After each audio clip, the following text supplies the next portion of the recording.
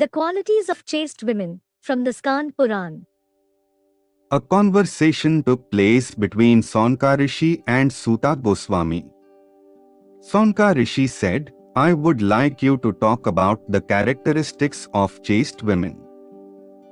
Suta Gosvami said, "Fruitful indeed is the life of a man in whose house a chaste woman resides. Even to talk about such a woman awards one pious merit. A chaste woman eats after her husband has finished eating, and when he stands up, she stands up with him. She goes to bed after he has slept, and in the morning, she wakes up before him. When her husband is out of town, a chaste wife dresses very simply, without any jewelry or cosmetics. A chaste woman never calls her husband by his name, and she never mentions the name of another man.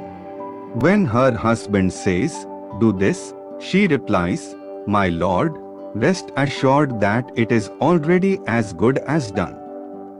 When her husband calls her, a chaste wife will put down whatever she is doing and immediately come to him, saying, 'Please tell me for what purpose I have been called.'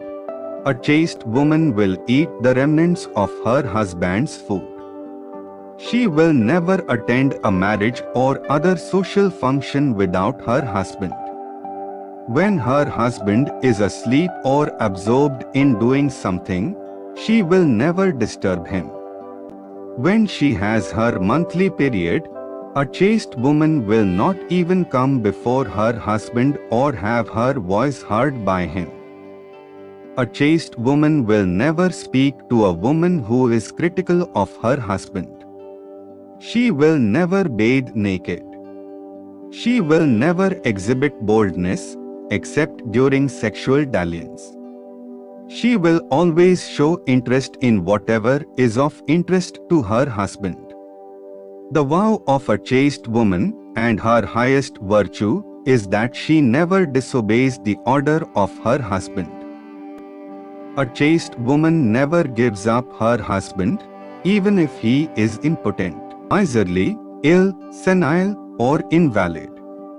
A hot-tempered woman who replies to her husband rudely is reborn as a female village dog. Indeed, a chaste woman never speaks harshly to her husband. Even if struck by her husband, a chaste wife will not lift her hand to strike him back. A wife who casts loving glances at others will be reborn with squinting eyes. Upon seeing the return of her husband, a chaste woman will hurriedly receive him with offerings of water and a nice seat. She will massage his feet, speak sweet words, and offer other such services.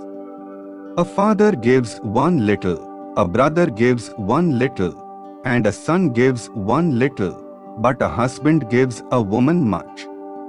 Why woman would fail to worship her husband? Just as a body without a soul immediately becomes impure, so a woman without her husband is to be considered impure, even if she has bathed very nicely. A widow is the most inauspicious of all inauspicious things. If one sees a widow while engaged in some tasks, that work will never be accomplished.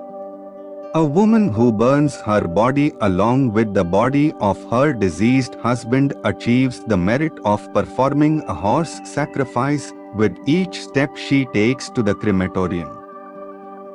Are there no women in every house who pride themselves in their beauty and charm? It is only by devotion to the Lord that one can obtain a chaste wife. For a householder, the wife is the source of his happiness and the fruit of his virtue. Just as the body becomes purified by contact with the water of the Ganga, the home becomes auspicious by the presence of chaste woman. Thank you for watching this video. If you like, please share and subscribe our channel.